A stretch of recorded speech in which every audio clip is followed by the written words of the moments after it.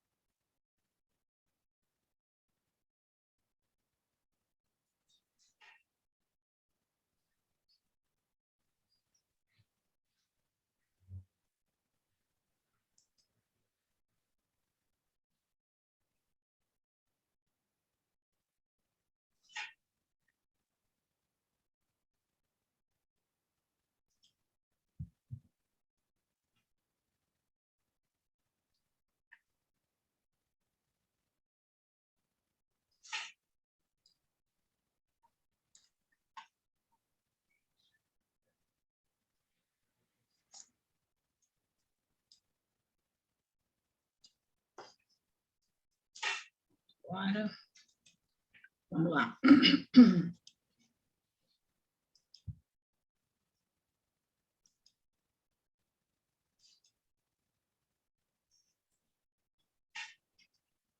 Chegou aí?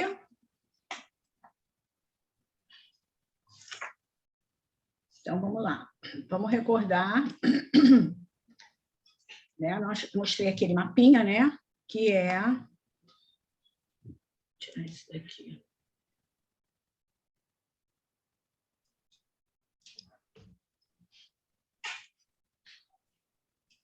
O que é isso aqui? Então, vamos lá. No mapinha, nós vimos, né, que entre os rios Sindus e Saraswati, né, foi ali que surgiram esses dois grandes corpos de conhecimento, o Veda e o Tantra, né?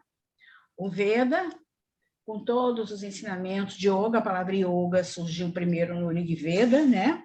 O yoga é você colocar na prática, na sua vida, não só fazer as práticas na sua vida, mas também a meditação, a auto-observação das atitudes, né? E no Tantra, os asanas, né? Os asanas, as séries de asanas. Aqui no Veda, era mais o asana sentado para meditar. As séries de asanas surgiram aqui no Tantra, e todo aquele estudo de chakras, de prana, e etc., né? E são 2 grandes corpos de conhecimentos que têm um objetivo só, que é o autoconhecimento, né? É você se reconhecer não como essa forma que tem um nome, que tem um CPF, né? Não, isso aí é o ego, é a sua personalidade, que você precisa ter para você se relacionar com o mundo, né? Com as situações, com as pessoas. Então, a gente não é isso, a gente é o que mantém essa personalidade, né? Que é o absoluto, né? Que em Vedanta chama-se, em Yoga e Vedanta chama-se Brahman, né? Que é, na linguagem ocidental, Deus, que é ele que mantém todo o universo. Como nós fazemos parte desse universo, é ele que nos permeia, é ele que nos faz viver, ter qualidades, ter capacidades, ter talentos, né? Isso tudo é dele, é do universo, é da ordem cósmica, é de Deus manifestado na forma do universo, né?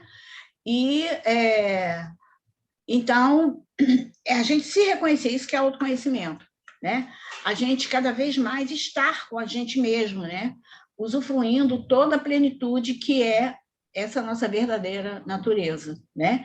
De paz, de felicidade, de amor, de solidariedade, né? De consciência, de conhecimento, né? De coragem para enfrentar os obstáculos. Então, tudo isso são glórias e poderes do universo, da criação, da ordem cósmica, do Criador, que é nada mais, nada menos do que o absoluto, Deus, Brahman, Atman, ou qual o nome que você queira dar, na forma do universo. É a manifestação dele, né? Ou de uma parte dele, né?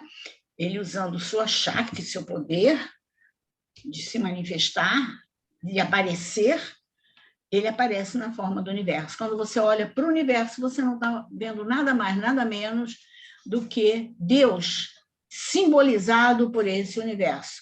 As galáxias, os sistemas solares, os planetas, os seres que, por acaso, vivam nesses planetas, né? E é isso que esses 2 grandes conhecimentos têm como objetivo, levar o ser humano a se transformar, né? A se transformar no sentido de se tornar uma pessoa melhor. E você vai se tornar uma pessoa melhor à proporção que você for se voltando para essa sua verdadeira natureza, né? Aí as pessoas falam, mas eu já sou isso tudo, por que eu não vivencio isso tudo, né? Por causa da nossa mente, porque a gente, quando nasce, vai crescendo, vai começando a se identificar com o mundo. E a gente gosta tanto do mundo, o mundo tem coisas maravilhosas e coisas terríveis, né? Mas a gente se identifica de tal forma com o mundo, com o nosso próprio corpo, que a gente, por exemplo, não quer morrer, né? Tem medo de morrer, não gosta de morrer, não gosta nem de falar desse assunto, porque a gente se identifica. Então, isso dificulta você estar com você mesmo. Então, quando você começa a fazer suas práticas de asanas, seja no Hatha Yoga, Dakshinatanta, qualquer outra linha de prática de yoga, de asanas, você está começando a trabalhar no sentido de você se reequilibrar nesse sentido, né? Você não ficar só voltado para o mundo, mas você também se reconhecer e reconhecer as suas qualidades, os seus defeitos, né? E saber lidar com eles com uma certa tranquilidade, com um certo equilíbrio. Essa é a mensagem dos 2 conhecimentos, né? E yoga é exatamente você botar esses ensinamentos, tanto do Tantra quanto do Veda, na sua vida. Não só através das práticas, dos asanas, como também o estudo, né? Os textos, a parte filosófica, né? Você colocar também na sua vida, você vai aprendendo a colocar na sua vida. Então, partimos daí, depois a gente veio, tem um quadrinho aqui que eu quero tirar, mas eu não estou conseguindo. Aí. A origem e fundamentação do yoga. Não sei por que está esse quadro aqui. Vocês estão vendo o quadrinho aí? Sim, tanto embaixo quanto na lateral direita. Na lateral é porque está a carinha de vocês. esse quadrinho aqui é que eu acho que eu tenho que tirar, né? Porque não sei como é que eu vou tirar aqui. Ele ficou ali, de vez em quando ele some, de vez em quando ele aparece. Não sei como é que eu vou tirar. Bom, e aí vamos ver, né? Isso chamado yoga, né? Yoga nada mais é do que você aplicar os conhecimentos na sua vida, né? Você ter sua vida absolutamente normal, né? Sua família, sua profissão, seus amigos, seu lazer, mas, paralelamente, fazer sua prática, fazer, por exemplo, esses cursos que vocês estão fazendo de formação, ouvir textos com vários professores. Hoje em dia nós temos a internet, vários mestres fazendo com vídeos, etc., né? Então, o yoga é exatamente isso. E o yoga... Não quer sair, não. O yoga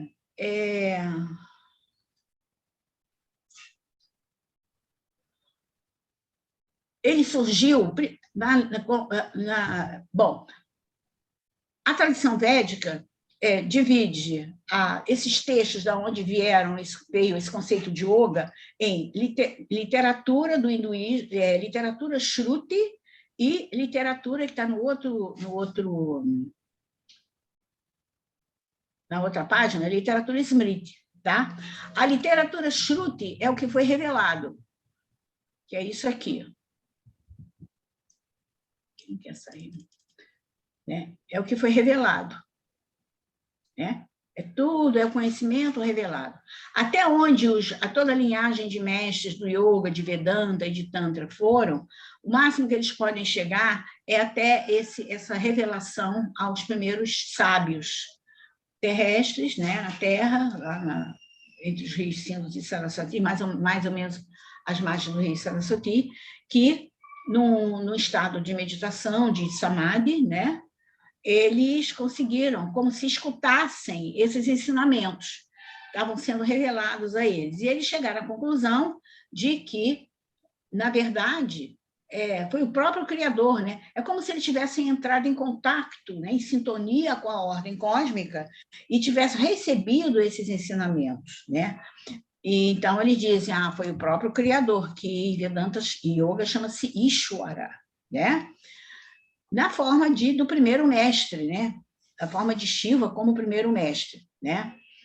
E aí, por isso é que ele é chamado Apaurushaya, ou seja, esses ensinamentos básicos de yoga, de Vedanta, de Ayurveda, não só da parte de yoga, né? Ayurveda, medicina, a astrologia védica, a gramática do sânscrito, a música e a dança clássica indiana, enfim, uma série de ensinamentos, está tudo aí revelado, né?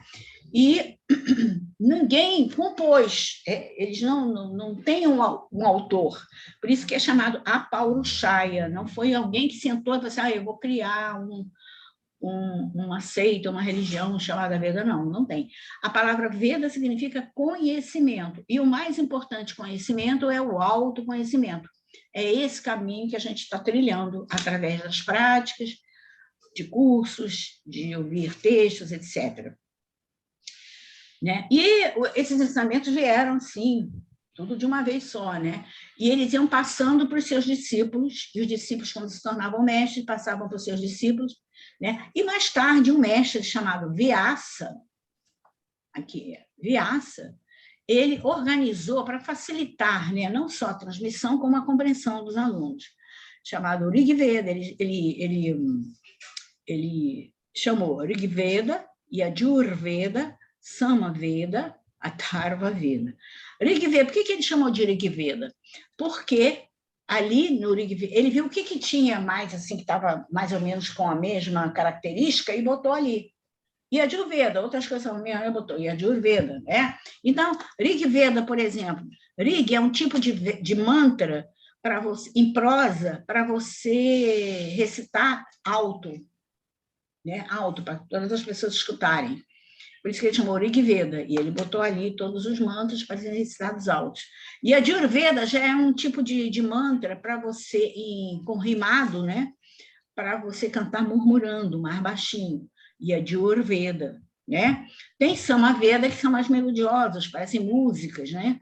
E tem a Atharva Veda, que ele juntou tudo aqui, que não podia se encaixar nos outros 3, juntou aqui no Atharva Veda. Então, e sempre na frente desses Vedas tinha um mantra, né? Por exemplo, o Sahanavavatu, que a gente canta, ele veio aqui, ó, no Yajurveda, Sahanavavatu, né? Então, o Purnamadav também, no Yajurveda, né? E tem outros que vieram nos outros Vedas. Né? E cada um deles se subdivide em Samhita, Brahmana, Aranyaka e Upanishad. Por exemplo, Samhita tinha o Samhita do Rig Veda, o Samhita do Yajurveda, o Samhita do Samaveda, o Samhita do Atharva Veda. O que é Samhita? Samhita significa coleção, né? Então, a coleção de mantras, por exemplo, aqui nesse caso, coleção de mantras com aquela característica Rig. Então, está lá, o Samhita é a parte do Rig Veda, onde estão os mantras com as características Rig, ou seja, em prosa, para ser cantados altos. Brahmana, e assim vai, né? Yajurveda, a mesma coisa. Samhita do Yajurveda é a coleção de mantras para ser em verso, para ser murmurado, e assim foi. Brahmana são textos com explicações para os brahmanas, que eram os professores, transmitirem os conhecimentos. Aranyaka, Aranya significa floresta, né? Porque antigamente os ashrams eram para você estar com o mestre, você tinha que ir para uma gruta, lá no meio de uma floresta. Hoje em dia se criaram ashrams, e em torno dos ashrams, cidades, né? Tem cidades sagradas lá na Índia, né? Ao longo do rio Ganges, né? E era isso, é quando você vai para um lugar em que você fica ali, fazendo esse trabalho, que é um trabalho para você se tornar uma pessoa melhor, para o seu bem, né? Então, até os swamis, hoje em dia, dizem que a Aranyaka, hoje em dia, é aquele espaço onde você vai fazer a sua prática de yoga, ou de meditação, ou aquele cantinho na sua casa que você tem dedicado também para fazer uma prática, ou para uma meditação, etc., né? E o Upanishad é o finalzinho de cada um deles, né? Tem a Aranyaka de cada um deles e tem o Upanishad do Rig Veda, o Upanishad do Yajur, do Sama e do Atharva. É a parte final deles, é o final dos Vedas, por isso que eles compõem o que se chama hoje Vedanta. Vedanta quer dizer Veda-anta, o final dos Vedas. A base de Vedanta são as Upanishads, né? Quem organizou isso tudo foi o Shankara, é um grande mestre de Vedanta, que organizou algumas Upanishads, ele comentou, e ele também colocou a Bhagavad Gita aí, compôs alguns textos, e aí ele chamou de Vedanta. Vedanta é isso, né? Ao final dos Vedas, porque a base são as Upanishads, tá? E também dentro dos Vedas tem esses textos aqui, né? Originais, né? Vyakarana, Nirukta, que é a etimologia, Shiksha, fonética, que é a parte do sânscrito, né? A métrica, né? Como é que a gente canta os mantras, Kalpa, Jyotisha, astronomia, astrologia, né? Os Upavedas também, que é a Ayurveda, que é a medicina preventiva indiana, Dhanurveda, ciência do manejo do arco e flecha, Gandharva Veda, a música, e Stapatya, a ciência da arquitetura, para construir os templos, as casas, etc. Então, tudo isso aqui, daqui para cima, foi revelado, tá? Por isso que é chamado literatura Shruti, como se eles tivessem escutado, né? Então, por isso que Shruti quer dizer aquilo que foi escutado, né? Depois, mais tarde, surgiu, depois eu falo, bom, vamos ver o principal conceito. Quais são os principais conceitos aqui do Veda? Quais são os principais conceitos do Veda? São Brahma, o absoluto, né?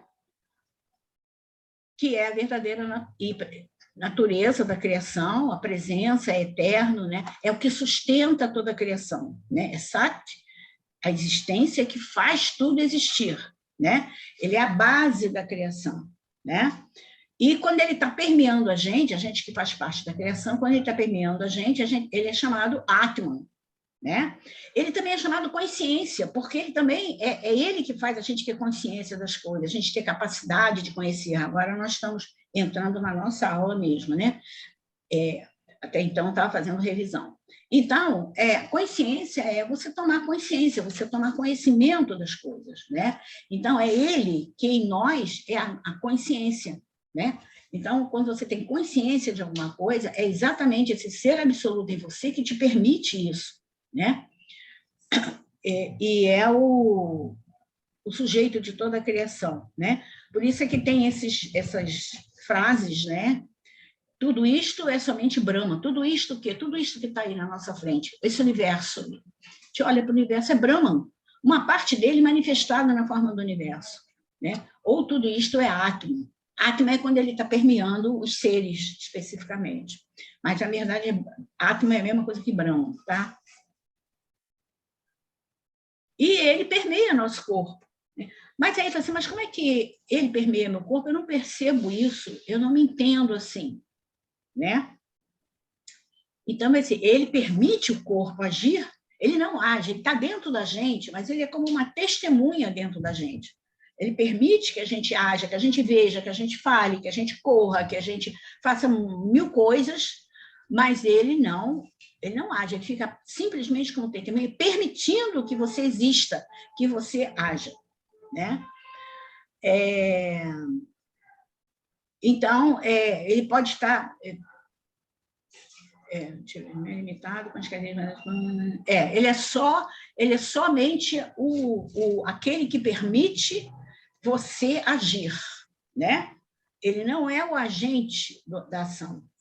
Ele permite que você haja, né? Por exemplo, eu sou Atma Brahma. Quem age é a Anabela, né? Que tem um nome, tem um CPF, tem uma formação, tem qualificação para isso, para aquilo, mas aí eu falo, eu ajo, eu sou esse ser absoluto. Né? Como a gente não tem outra maneira de falar, a gente fala, eu ajo, eu falo, eu corro, mas eu não falo. Eu, Atma Brahma, não falo. Eu permito que a Anabela fale. Eu, Atma Brahma, não ando, mas eu permito que a Anabela... Como não tem outra maneira de falar, senão vai parecer que a gente é maluco, a gente fala, eu ando, né? Se vocês repararem uma criança pequenininha que está começando a falar, 1 ano, 2 anos, ela não fala eu, ela fala neném quer, fulaninho quer. Por quê? O bebê, o neném, ele está muito mais voltado para ele próprio, né? Ele dorme mais do que atua, né? Então, ele está muito mais voltado para ele mesmo do que... E aí, quando ele começa a falar, ele não fala eu, ele fala ele, como se fosse ele, o neném quer, né? Porque ele é o Atma.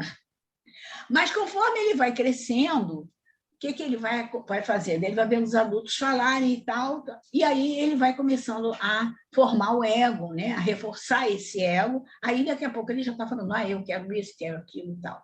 Né?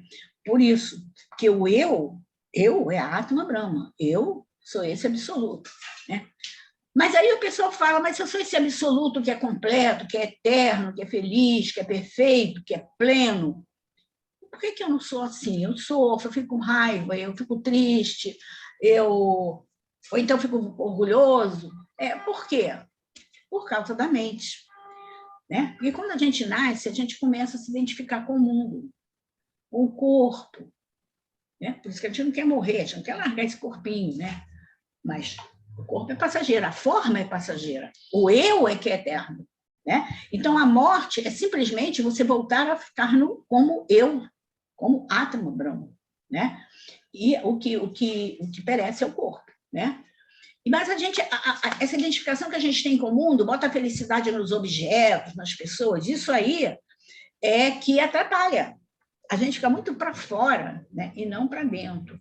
Né? Principalmente aqui no Ocidente. O Oriente, eles são mais introspectivos. No Ocidente, a gente é para fora, né? Então, que mais? Outros conceitos, olha só, Dharma, né? Dharma. Dharma significa aquilo que sustenta alguma coisa, faz alguma coisa ficar bem, harmoniosa, né? O Dharma são os nossos papéis na vida, né? Dentro da família, a gente tem um Dharma da família, né? A gente, na família, a gente tem um papel. Ou a gente é filho, ou é pai, ou é mãe, ou é marido, ou é esposa, ou é neto, ou é irmão, né? A gente tem um papel a cumprir. E tem determinadas atitudes que a gente toma dentro daquele papel. Isso é o nosso Dharma da família. De qualquer maneira, o nosso Dharma é manter a harmonia da família dentro daquele papel que a gente executa ali, né? E não ficar fomentando desarmonia, né? É sempre procurar harmonizar a família. Na profissão, é outro Dharma. O papel da gente na profissão que a gente ocupa, né? Então, a gente deve... a atitude que a gente tem lá não é mesmo o Dharma da família, lá é outra atitude, eu sou profissional, né? Então, a gente vai ter cuidado em ter atitudes e comportamentos que mantenham a harmonia do grupo, né? Então, Dharma é isso. Agora, o nosso principal Dharma é a busca do autoconhecimento, né? Paralelamente à nossa vida normal, de família, de profissão, de amigos, de lazer, ter esse tempo que a gente dedica para as práticas, para os estudos, né? Esses estudos específicos de autoconhecimento, conhecer o que é o universo e o que eu estou fazendo dentro desse universo. Eu sou separado do universo ou eu faço parte dessa ordem cósmica, né? Então, o yoga diz, não, nós fazemos parte da ordem cósmica, nós dependemos totalmente do Criador, né? E dessa criação. Nós fazemos parte igualmente como a planta, como a árvore, como o animal, como o ar, como a água, da mesma maneira, né? A única diferença é que nós, como seres humanos, temos intelecto e a gente pode entender isso, né? Então, melhorar, nos melhorar enquanto pessoas, né? Então, é isso que é importante, né? A gente, eles chamam de Swadharma. Swadharma quer dizer o seu próprio Dharma, né? Paralelamente à nossa vida normal, não precisa abandonar a família. Isso aí é só os renunciantes lá na Índia, porque a cultura protege os renunciantes. Eles podem abandonar tudo e ficar só peregrinando, só junto de um mestre, só estudando. Mas aqui no Ocidente, a gente não pode fazer isso. A gente tem a sobrevivência, né? Então, e a sobrevivência das pessoas dependentes da gente, né? Então, a gente, paralelamente à nossa vida normal, a gente vai fazendo nossas práticas, fazendo nossos estudos, né? E pouco a pouco, sem pressa, né? E esse próprio trabalho da prática de asanas, ele vai fazendo a transformação na gente, né? Se vocês se perceberem, se compararem com vocês mesmos há alguns anos atrás, antes da prática de yoga, vocês vão ver que vocês tinham atitude que hoje em dia vocês não têm mais, né? Puxa, como é que eu conseguia fazer aquilo? Como é que eu tinha aquela reação e tal, né? Porque a gente vai mudando a qualidade da nossa mente, a gente vai melhorando. A prática de asanas, embora ela traga grandes benefícios físicos, eles grandes benefícios físicos, o objetivo principal é a mente. Eu sempre repito isso, repito. Quando você está no asana, aquele minutinho que você está no asana, contando a respiração, mantendo o alinhamento, você está com você mesmo. Ali está se processando todo o trabalho da mente, né? Você está em contato com você está tentando se aproximar deste ser absoluto, né? Que você já é, né? E procurando beber dele nessa fonte da calma, do equilíbrio, da clareza da mente, da clareza do intelecto para decidir coisas, para fazer suas escolhas, né? Então, isso que é importante, né? Paralelamente à nossa vida normal, a gente se dedicar algum momento da nossa vida, da nossa semana, para esse estudo. Outro conceito, karma. Karma é ação, ou auto-observação das nossas ações. Em vez de olhar a vida dos outros, vamos olhar nossos sentimentos em relação às situações, né, nossas atitudes, né, as nossas reações, as coisas, né? Isso que é importante, né? A gente perceber em nós tudo isso, né? E fazer as coisas sem olhar para o resultado. É claro que você tem um objetivo, né? Um objetivo para você, quando você faz alguma coisa, você tem um objetivo em mente. Mas deixa o objetivo lá e se concentra no que você tem que fazer, na sua ação, karma, na sua ação, para alcançar aquele objetivo. Porque quem dá o objetivo é a ordem cósmica. Tem 3 fatores. Tudo que você faz, em tudo que você faz, tem 3 fatores muito importantes. O seu esforço, né? O seu esforço, o tempo, né? A gente, geralmente, quando a gente quer fazer uma coisa, quer que aquilo aconteça de uma hora para outra. Não é assim. Tudo tem um tempo, acontece no momento que tem que acontecer. No momento certo. Não é no momento que a gente quer, né? Então, o seu esforço, o tempo e eles chamam Daiva. Daiva é a ordem cósmica. O divino, né? A ordem cósmica. Né? Porque nós dependemos da ordem cósmica. Quando você faz alguma coisa, dá tudo certinho, acontece logo, deu resultado bom, é porque está tudo direitinho, tudo alinhadinho. Quando você faz alguma coisa, se esforçou, fez tudo direitinho, aguardou o momento aquilo acontecer, mas não veio o que você queria, deixa eu esperar, puxa, veio outra coisa, mas eu me esforcei tanto. Preste atenção, porque talvez aquilo ali não é porque você... Pode ser, às vezes, você tem que rever como é que você fez, pode ter tido alguma falha, mas você tem que olhar, principalmente, como um recado da ordem cósmica. Espera aí, não é agora para você fazer, pode não ser o momento adequado para você. Né? Isso agora, você tem que esperar um pouquinho, calma, né? Então, é como se fosse um recado para a gente, né? Não é um castigo, não é uma coisa, é como se a gente fosse um recado, falando, olha, espera um pouquinho, não está no momento, não vai dar certo se isso fosse feito agora. Ou então, espera, porque virá uma outra oportunidade. É uma série de possibilidades. Então, tudo que você faz tem esses 3 fatores. O seu esforço, o tempo, o momento que deve acontecer e a ordem cósmica. Né? Nós não estamos soltinhos no universo, nós dependemos da ordem cósmica. Isso é karma. Quando a gente estudar karma yoga, a gente vai estudar em sistemas de yoga, a gente vai ver bem isso aí. Bhakti. Bhakti é outra noção dos Vedas, que é a devoção. Né? Aí, quando fala em devoção, o que a gente pensa? Em ritual, em cântico, tudo bem, isso tudo faz parte, tudo faz parte. E tem pessoas que têm temperamento, que gostam de fazer isso, mas tem pessoas que não têm um temperamento assim muito de ficar cantando, de ficar fazendo ritual, né? Não tem importância. Porque a base de Bhakti Yoga, né? Eu estou falando de Karma Yoga, Bhakti Yoga, a base de Bhakti Yoga é você compreender que você faz parte da ordem cósmica, do universo.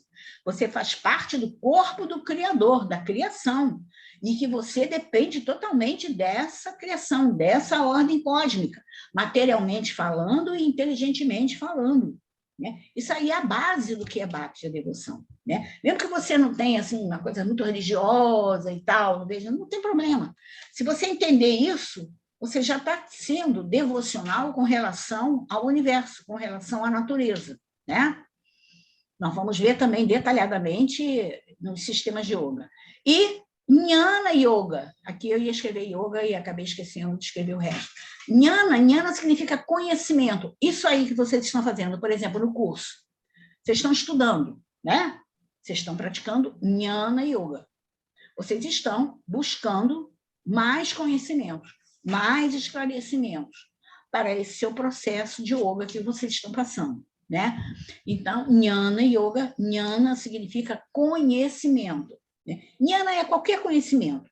No caso assim da gente, é o autoconhecimento, porque aqui todas as matérias estão falando disso, autoconhecimento, a prática, todas as matérias do curso, né? Autoconhecimento. Especificamente autoconhecimento, mas Jnana se refere a qualquer conhecimento, tá? E também é importante ser ressaltado, né, a tradição de ensinamento. né? É muito importante a gente estar ligado a uma tradição de ensinamento, né? Isso dá uma firmeza na gente, um compromisso nos estudos, nas práticas, né? Então, por exemplo, a BPY, ela tem uma linhagem do Sri Yogendra, que era um grande mestre de yoga, de Hatha Yoga, né? Chamava-se Sri Yogendra. Ele já ele, inclusive, foi ele que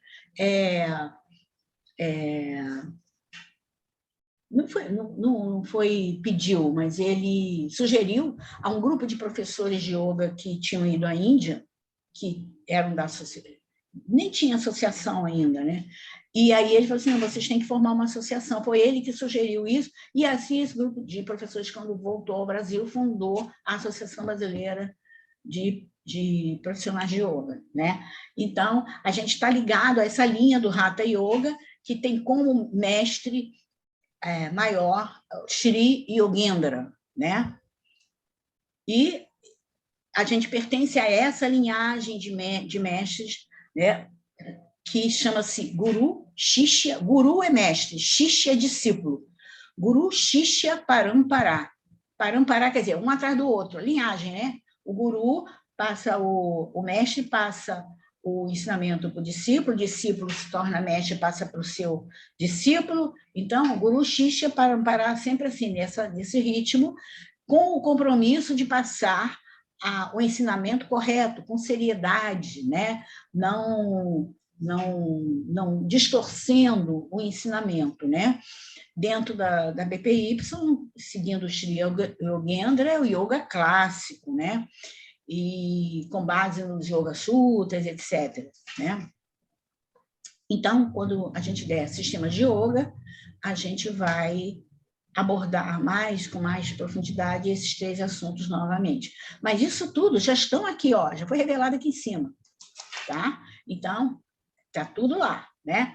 Mas, muito bem, isso tudo aqui foi revelado, né? Ninguém sentou e eu vou compor um texto chamado... Não, foi revelado segundo toda a linhagem de mestre de yoga, de Vedanta, né? Eles dizem até onde mais longe que eles foram até esses rishis, e que disseram que eles como se eles tivessem recebido. Na verdade, na linguagem de hoje em dia, ele entrou em contato com a ordem, ele sintonizou com a ordem cósmica, né?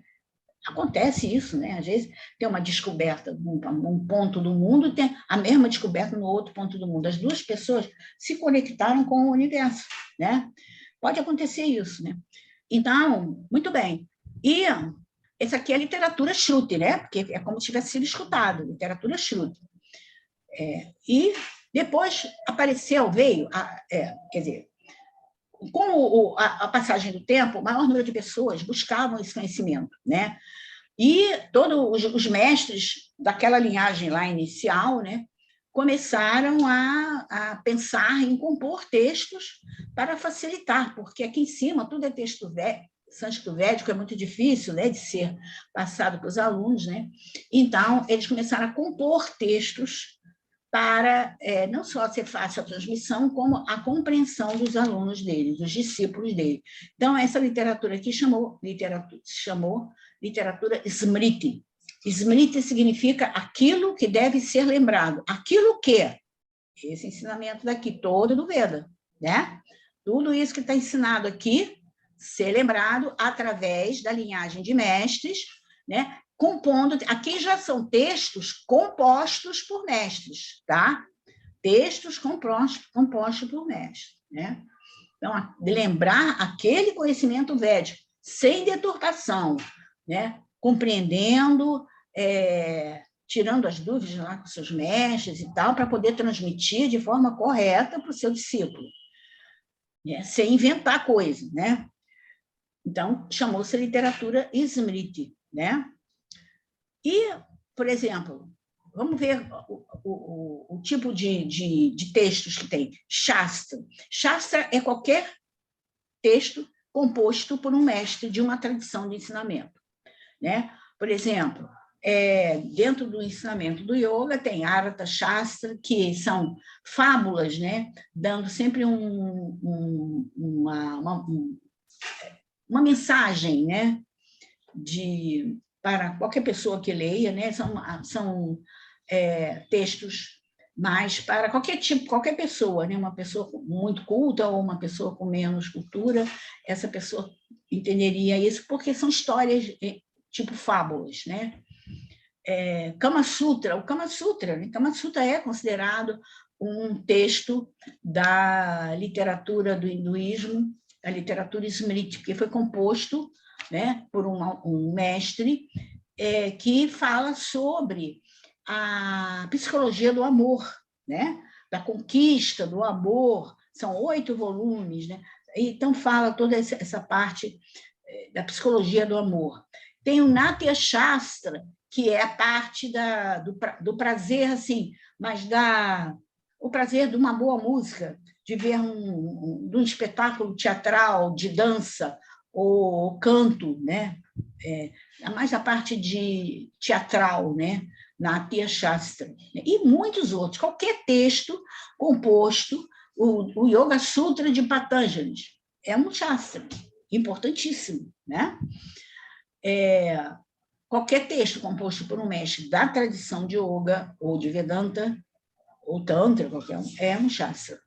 Shastra é um tipo de texto específico, né? Não é qualquer texto que é Shastra. É um texto que tem o objetivo de um ensinamento que vá colaborar para o aprimoramento daquela pessoa nos vários campos da vida, né? Agir com mais clareza, com mais tranquilidade, equilíbrio, nos vários setores da vida. Os Puranas. Puranas são textos que você já deve ter ouvido falar, pelo Tassilo, onde está o material de mitologia, né? São 18 textos compostos pelo mestre Vyasa, né? Não se sabe se esse mestre é o mesmo Vyasa lá que organizou os Vedas ou se é outro, né? Porque eles gostam muito de dar o nome dos mestres, né? O nome iniciático dos mestres, etc. Enfim, seja o mesmo ou não, mas ele compôs, né? Ele peregrinou por toda a Índia, né? E foi coletando histórias, né? Imagens que o pessoal esculpia em argila, né? E depois passou para os artistas, né? E os artistas, então, compuseram essas imagens, essas figuras, né, das deidades. Foi a partir daqui que as deidades passaram a ser representadas de forma humana. Até então, eram as forças da natureza que eram adoradas, né? Nós vamos falar daqui a... Não, agora não. Você já deve ter visto isso com outra Cília. As forças da natureza, que é o fogo, o sol, o ar, a água, né, etc. E também tem 2 épicos aqui maravilhosos, Ramayana e o Mahabharata, que tem também material de mitologia, e são textos que têm também muito material histórico também, né? Tem outro grupo de textos chamado Ágamas, são textos tântricos, né? Que foram absorvidos também pela tradição védica. Os darshanas, que nós vamos ver daqui a pouco, darshanas são conhecidos como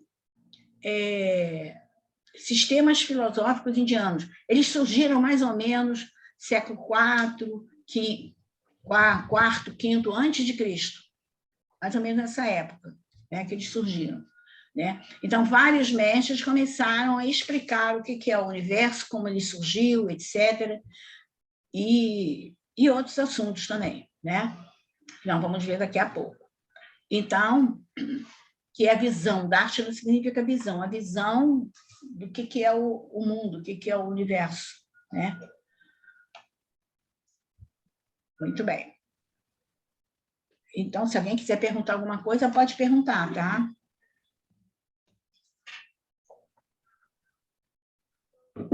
Depois, então, os darshanas, né? Então, vamos nos deter aqui no darshana, porque o yoga, por exemplo, é um dos darshanas. É considerado um dos... Alguém quer perguntar alguma coisa? Eu. Pode falar, Marcos. Só queria que a senhora desse só uma voltada assim, rapidinho, um pouco além, no Bhakti Yoga. Sei. Eu não estou te entendendo, está meio com barulho, assim, que não dá para entender. Bhakti Yoga. Sim. Falar de novo alguma coisa? De Bhakti Yoga? Tá. Isso. A palavra Bhakti significa devoção. A própria palavra, Bhakti, né? E tem linha, nós temos dentro do yoga linhas que são Bhakti, né? O Sai Baba é Bhakti, a linha de Sai Baba, os Hare Krishna, né? A linha Vaishnava, são Bhaktis, né? Porque eles priorizam a devoção, o trabalho de cantar, né? Em homenagem ao Criador, aí no caso do Vaishnava, a Krishna, né? Mas a base da devoção, de Bhakti, da devoção, como eu disse, é você reconhecer que, por exemplo, qualquer deidade para a qual a linha, por exemplo, seja Krishna, seja qualquer outra deidade, eles são aspectos de um Criador, né? Que é o absoluto também, né? Então, a base de Bhakti é isso. Por isso que e geralmente quem segue essas linhas não gosta de que a gente fale isso, não. Eu tenho amigos que seguiram o Hare Krishna, eles ficam muito, muito zangados quando eu falo, eu não vou assistir sua aula, você vai dizer que ele é mais um avatar, não. Então eu falei assim, não, tudo bem, com todo o respeito. Mas eles têm essa visão, né? Krishna, por exemplo, já é o próprio Criador. Krishna já é a suprema personalidade de Deus, né? O shivaísmo, por exemplo, quem segue o shivaísmo é uma linha Bhakti, que tem Shiva, né, como o principal, enfim, né? Então, Bhakti é isso. Agora, eu quando falo de Bhakti, eu falo baseado na Bhagavad Gita, no 13º capítulo da Bhagavad Gita, no 12º, que é 12º capítulo, que é Bhakti Yoga, né? E Bhakti Yoga é exatamente isso, o yoga da devoção. É você entender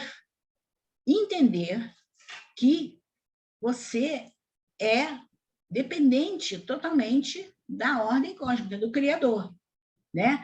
E que todos esses aspectos, todas essas deidades são aspectos desse Criador, né? E essas deidades são nada mais, nada menos que capacidades que eu tenho em mim, porque eu faço parte da ordem cósmica. Por exemplo, quando eu falo vamos ver um exemplo, Saraswati, que é o conhecimento, ela é representada de uma forma feminina, mas é um aspecto do Criador que simboliza o conhecimento. Então, se nós, seres humanos, temos capacidade de conhecimento, é esse Criador, na forma do conhecimento, que está dentro de nós e faz a gente, né? É esse poder o conhecimento é um poder do Criador que faz com que a gente conheça e tenha a capacidade de aprender coisas, de conhecer coisas, de ter consciência das coisas, né? Então, é essa visão Bhakti, né? É você saber, em primeiro lugar, que existe um Criador, né? Que, na verdade, é essa criação, materialmente falando e inteligentemente falando, é essa ordem que mantém esse universo, essa criação, com todos os sistemas solares, planetas e seres, etc., e que, portanto, ele é que permeia, é ele que sustenta todos os seres. E tudo que nós temos é dele, não é nosso. Nós temos a bênção de ser um canal de expressão disso tudo aí, né? Então, por exemplo, se você tem um talento para música, ou para o atletismo, ou para culinária, ou para informática, esse talento é da ordem cósmica. Você é abençoada com aquele canal por onde você pode expressar aquilo ali, né? Então, cada um tem lá o seu canal de expressão, cada um tem lá a sua capacidade. Agora, você pode ver essas deidades dessa forma que eu estou falando, né? Se referindo às nossas capacidades, ou religiosamente também, né? É aí que as linhas Bhakti, elas são muito ligadas a essa parte religiosa, a parte devocional, cântico, né? Os cânticos são rituais, são orações, né? Leituras de textos, etc., mas com essa coisa mais devocional, né? E vai depender também muito das pessoas. Tem pessoas que têm um temperamento e, prioritariamente, elas gostam de seguir esse caminho devocional. Tem outras que não, que já não tem mais um lado tão devocional, mas ele é mais de ação, de atitude. Então, karma yoga, né? E tal. Então, na verdade, quando a gente fala em karma yoga, bhakti yoga, jnana yoga, na verdade, eles são um conjunto de coisas, né? A gente nunca deve fazer só um, a gente deve praticar os três. Aliás, não são só esses três, karma yoga, bhakti yoga, jnana yoga e hatha yoga. Sistema de yoga é isso, os 4 principais sistemas de yoga são esses. Karma yoga, bhakti yoga, jnana yoga, estudo e prática. Principalmente para nós ocidentais, né? Nós precisamos de alguma coisa que mais palpável para a gente fazer. E nada melhor do que com o nosso próprio corpo, servindo de instrumento, os asanas fazem esse trabalho, nos ajudam. Então, quando você, prioritariamente, você gosta, você é devocional, você gosta de cantar, de estar junto, de cantar junto, cantar bhajans, assistir palestras, fazer orações, etc., tudo bem, mas não se esqueça de estudar para saber o que é Bhakti realmente, fazer uma prática para equilibrar. Se você ficar só naquele caminho, o misticismo começa a tomar conta, né? Então, pode-se afirmar que o Bhakti também é uma forma, uma maneira de visualizar até toda a cultura hindu como uma manifestação apenas de uma divindade, ao invés de ter essa visão. Sim, pode. E às vezes até acho errônea. Exatamente. A Bhakti, você pode olhar por esse lado, né? Eu tenho dou aula em alguns cursos de formação, e às vezes tem alunos, por exemplo, judeus, tem alunos de algumas outras religiões, e eles falam que eles têm assim, uma certa coisa assim, com essa coisa Bhakti e tal, das deidades, né? Aí eu falei assim, mas por quê? Porque eles não têm essa ideia, eles levam para o lado da devoção. E aí entra em conflito com a formação deles religiosa, da tradicional da família deles, etc. Eu falei assim, não, você pode ter a sua religião, mas você vê essas deidades, né, com seu significado, como suas capacidades suas. O Deus é um só, o mesmo Deus lá é um só, de todas as religiões. Então, é como se fossem capacidades desse Deus, que você pode chamar de outro nome, você pode ter lá as práticas religiosas da sua religião, né? Mas você entender desse ponto de vista também, né? Eu tenho Ganesha, por exemplo, remove obstáculos. O que é o Ganesha em mim? É quando eu consigo superar um desafio na minha vida, eu consigo resolver uma questão, um perrengue qualquer na minha vida, né? Eu tenho aquela força, eu tenho a tranquilidade para olhar para aquilo ali e resolver. Isso é Ganesha, a minha vida. Então, eu necessariamente não preciso ver com esse aspecto religioso, né? Mas sim ver com esse lado de capacidades, de glória. Agora, quem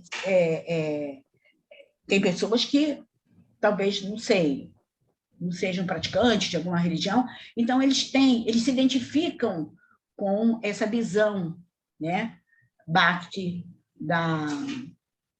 dessa tradição védica, tá? Então, Bhakti Yoga é uma coisa muito prática, você tem muito pé no chão, você não pode... E quando a gente der sistemas de yoga, a gente vai falar um pouco mais sobre Bhakti, né? E tem várias formas de você trabalhar com Bhakti, né?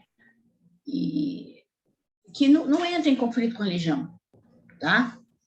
A não ser que você queira ver como religião, aí pode ver. Também tem esse viés também, né? Eles lá, por exemplo, na Índia, eles veem, são formas de Deus, né? Aspectos de Deus, formas de Deus, né? Então, eles vêm dessa forma, é uma cultura religiosa lá, né? Muito bem. Então, Darshanas, vamos voltar aqui para o Darshana, que é um dos... Tem vários textos também, vários shastras, né, de vários mestres e tal, né? E a palavra Darshana significa ponto de vista, visão de quê? Do universo, do mundo. Que universo é esse, né? Como é que ele surgiu? Como é que ele é composto? Que ordem é essa que existe, né, nesse universo, né? E aqui no Ocidente eles são chamados sistemas filosóficos. Lá na tradição védica, na tradição hinduísta, eles são chamados darshanas, né? Que tem uma classificação, tem ástica e nástica.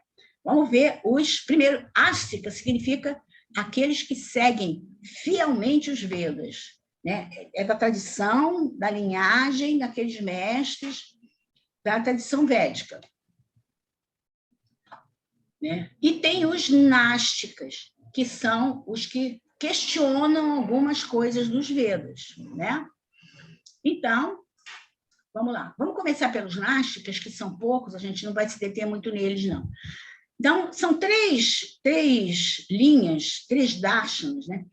Um chamado Charvakas ou Lokayatas, que é uma linha, um grupo totalmente materialista, né? O nome do mestre que liderava esse grupo era Charvaka, por isso que o nome do grupo era Charvakas ou Lokayatas. É aqueles que acham que só existe a matéria, né? A combinação de 4 elementos, terra, água, fogo e ar, só isso, né? E eles falam, olha, aproveita bem essa vida, porque acabou, não tem céu, não tem, você não vai morrer, não tem nada disso não, morreu, acabou. Então, trata de aproveitar a vida. Então, a mensagem deles era isso, era a busca da segurança e do prazer, né?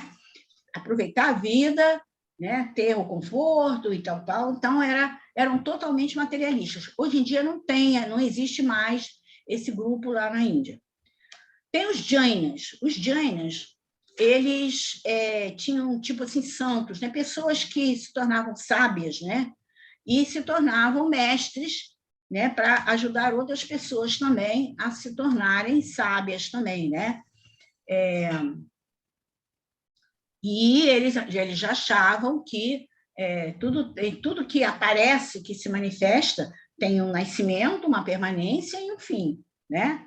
Mas eles acreditavam na reencarnação, né, em Karma Yoga, eles tinham muita coisa parecida com yoga, com a tradição védica, mas eles questionavam lá algumas coisas e tal, então eles resolveram fundar o jainismo, né, que ainda existe na Índia, né, ainda existe na Índia, e são pessoas muito honestas, né, eles têm as duas grandes mensagens dos Jainas a Ahimsa e a verdade, Satyagraha. Ahimsa e Satyagraha. Tem outras... Até a religião do Gandhi. Do Gandhi, isso. Até pensavam que ele era Jainis, mas ele disse, não sou Jainis, não sou da... Porque na tradição védica também tem Ahimsa e também Satya, né? Também tem a verdade. Pensava até por um certo tempo, tinha alguns escritores que pensavam que... o Gandhi, eu acho que o Gandhi era jainista, porque... Mas só que os Jainas, eles levam isso às últimas consequências, né? Eles andam com... Agora está na moda andar com a máscara... aquela máscara protetora, mas eles lá na Índia, mesmo sem precisar, quer dizer, a gente, na época que não, antes, como é que se diz?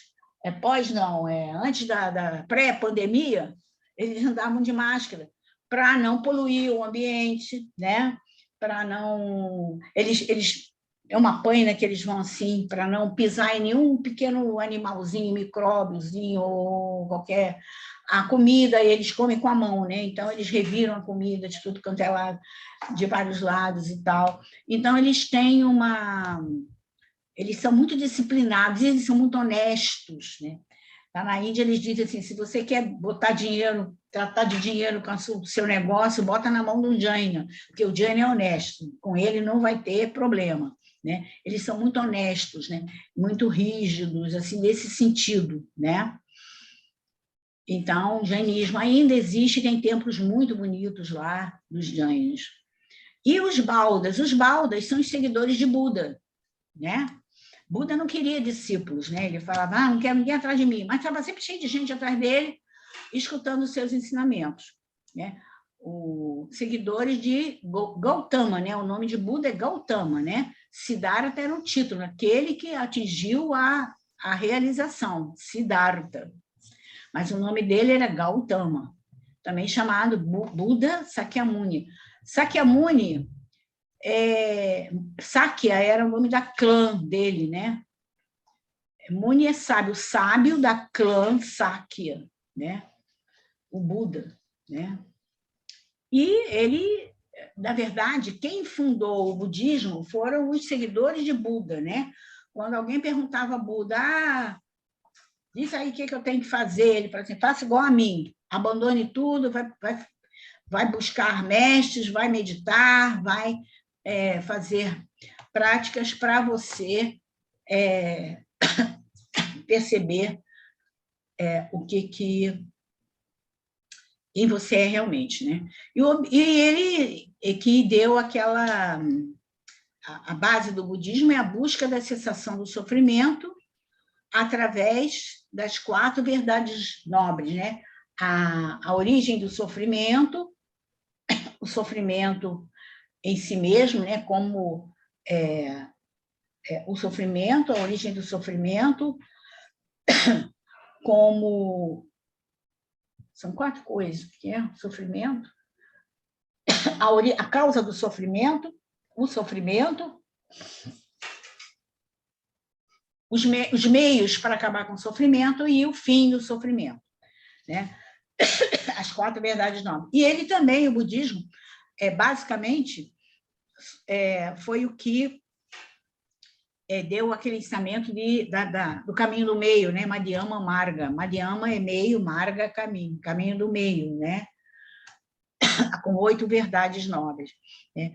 Então, mas eles questionaram os Vedas, né? Algumas coisas, rituais, etc., dos Vedas. Eles questionaram. Então, por isso que eles são considerados nástica. São considerados nástica. Muito bem. O budismo, ele surgiu na Índia, mas depois de um certo tempo, ele foi desaparecendo da Índia, porque o Shankara chegou com Vedanta, né? E Vedanta foi dominando todo o território indiano. Então, e o budismo foi para aqueles países em torno da Índia, né? Tomando características. Então, tem o budismo tibetano, tem o budismo japonês, tem o budismo... Então, todos aqueles países que ficam em volta da Índia, né? Agora já tem focos de budismo voltando à Índia, porque o Dalai Lama está exilado lá na Índia, né? Então, ele já tem focos budistas novamente na Índia também.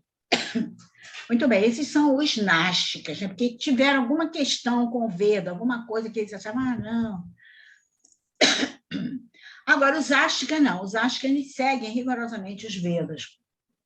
Então, tem esse aqui, Nyaya e Vaisheshika, que eles estão meio juntos, né? Meio juntos. Nyaya significa a lógica, a ciência do debate. Eles dizem que mesmo quando você está falando de um absoluto, né, que é muito difícil da gente compreender,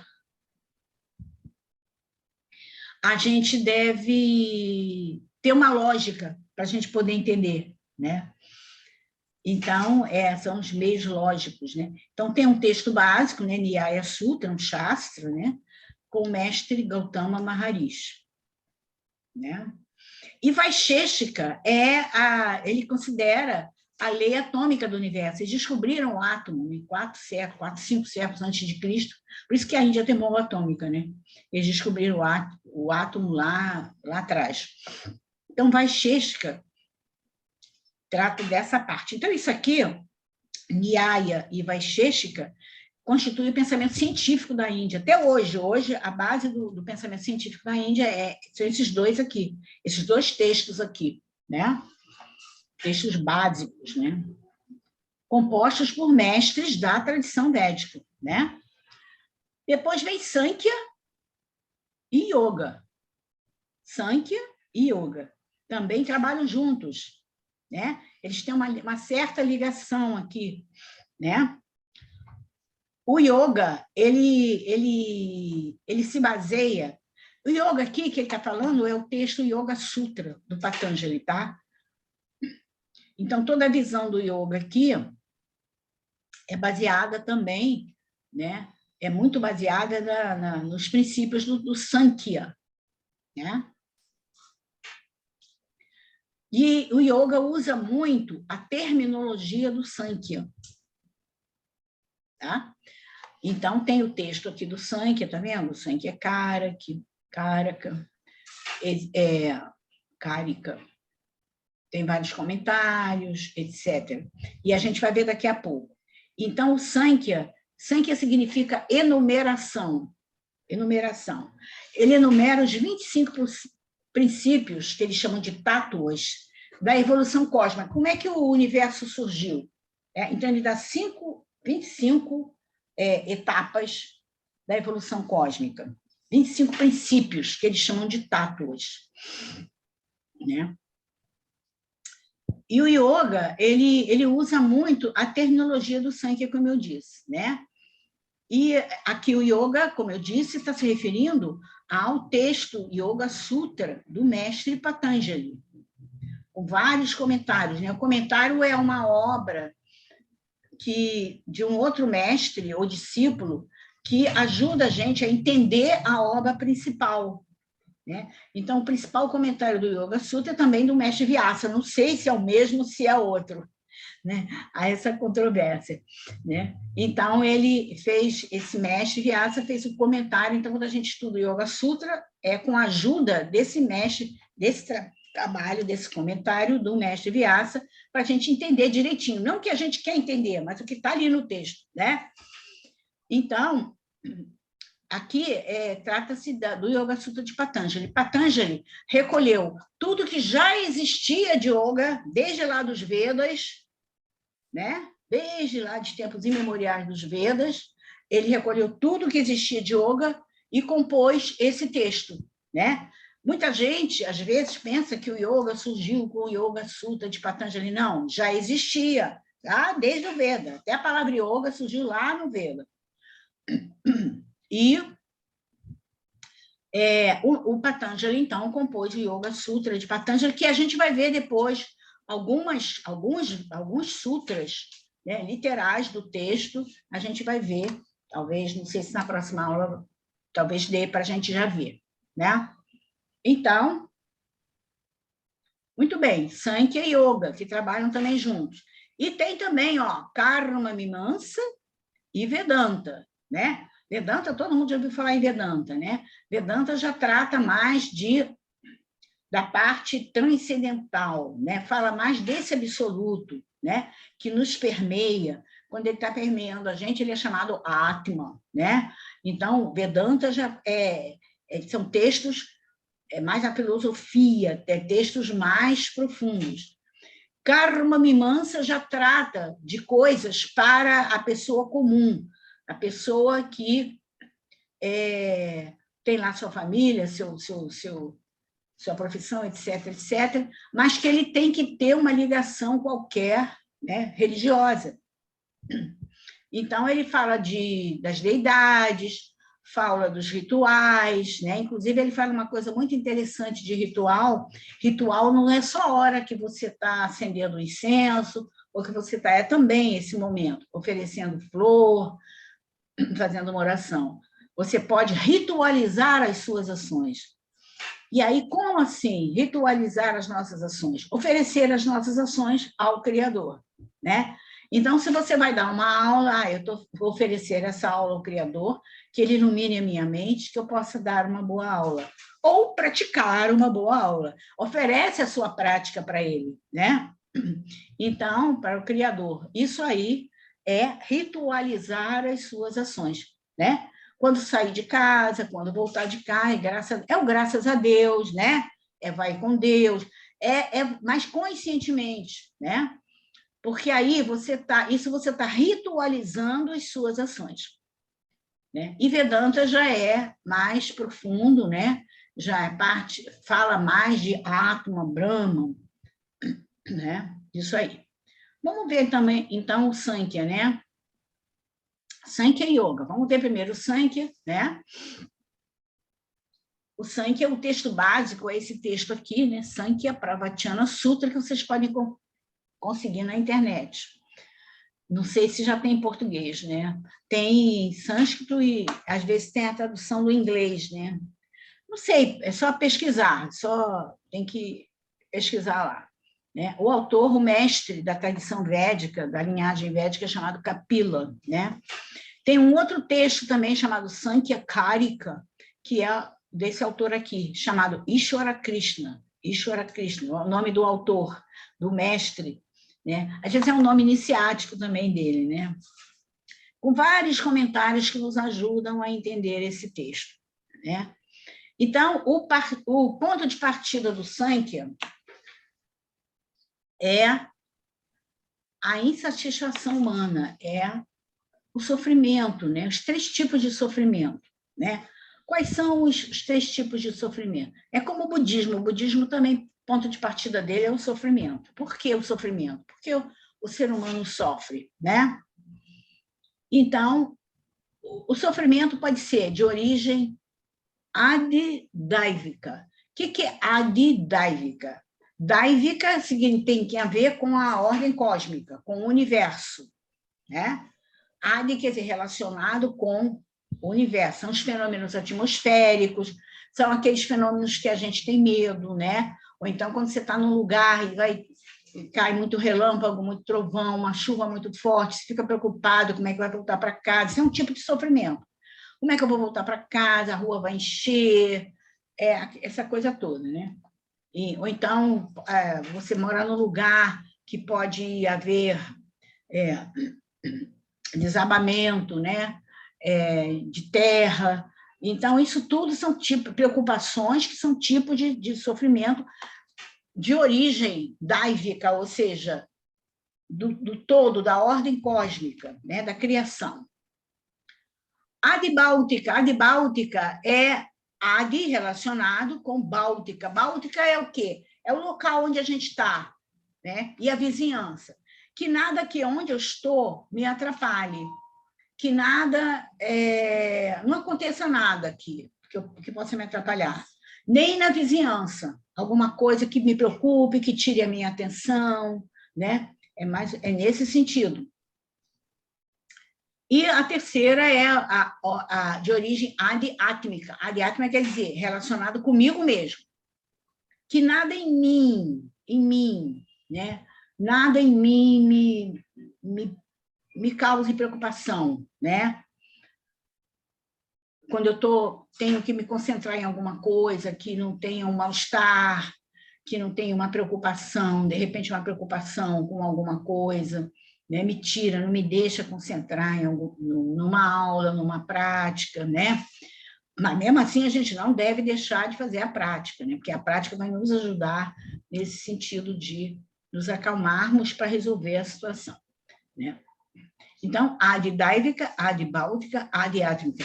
E é por isso que a gente canta, depois dos mantras, a gente canta Shanti, Shanti, Shanti. O primeiro Shanti é com esse tipo de sofrimento aqui, adidáivica.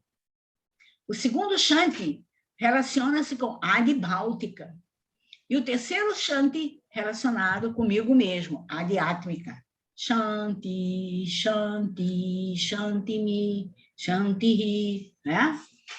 Aqueles 3 tipos de 3 chantes que a gente canta sempre tem a ver com isso aqui, que eu me acalme diante da situação que aparecer na minha frente, seja um fenômeno atmosférico, seja alguma causa ambiental aqui onde eu estou, ou em mim mesmo, né? Então, o Sankhya, ponto de partida dele é isso. E ele diz o seguinte, outra coisa que o Sankhya diz, tudo que existe tem uma causa, né? Tudo que existe é o efeito de uma existe é uma causa. Então, aí ele dá o exemplo do leite, né? A verdadeira, por exemplo, a coalhada, o queijo, a manteiga. Qual é a verdadeira natureza da coalhada, do queijo, da manteiga? É o leite. Sem leite não pode haver coalhada, não pode haver queijo, não pode haver manteiga e outras coisas mais, né? Então, ele diz, tudo que existe no universo é efeito e tem uma causa. Alguma coisa causa o universo. Aí, levando para o universo, quem é que causou esse universo? Qual é a causa da manifestação desse universo?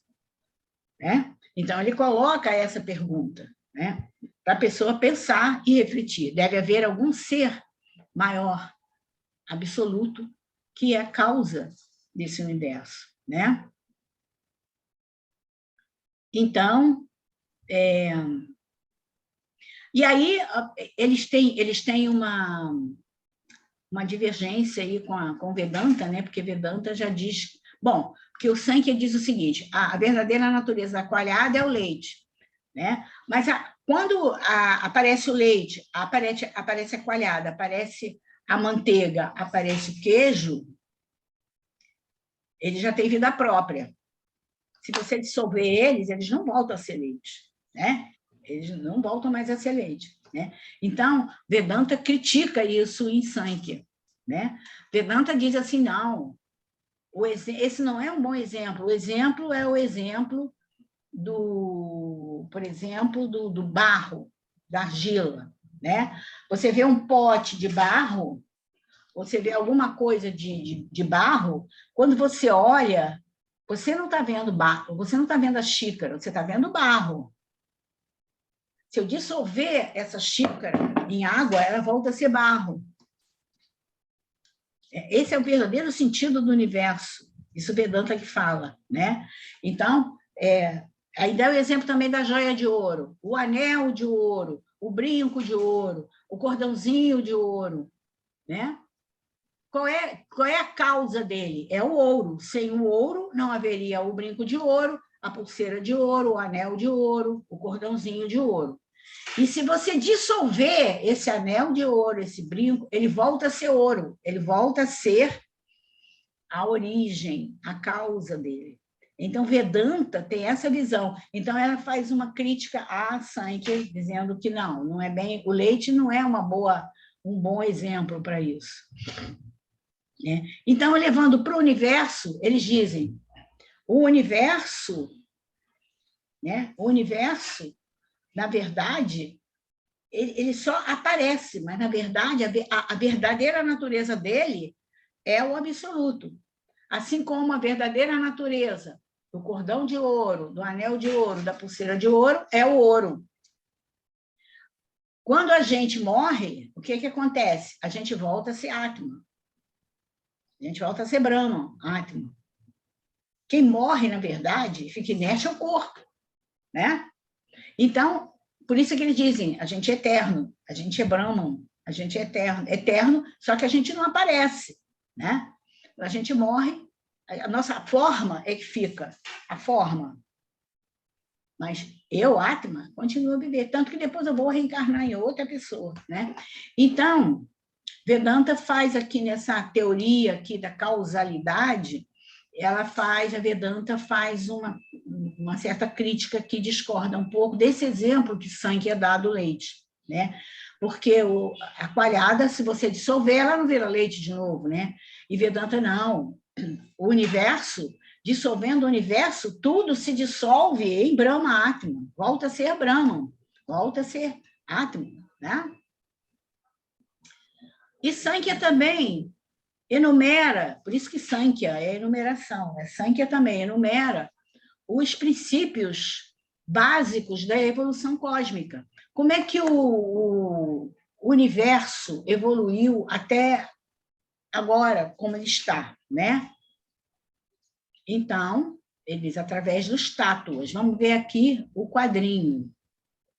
Esse quadrinho amarelo não quer sair, não sei o que é isso. quadrinho aqui. Não sei como é que eu tiro ele, não. Opa, peraí. Tem um quadrinho preto que está na frente das projeções. Pois é.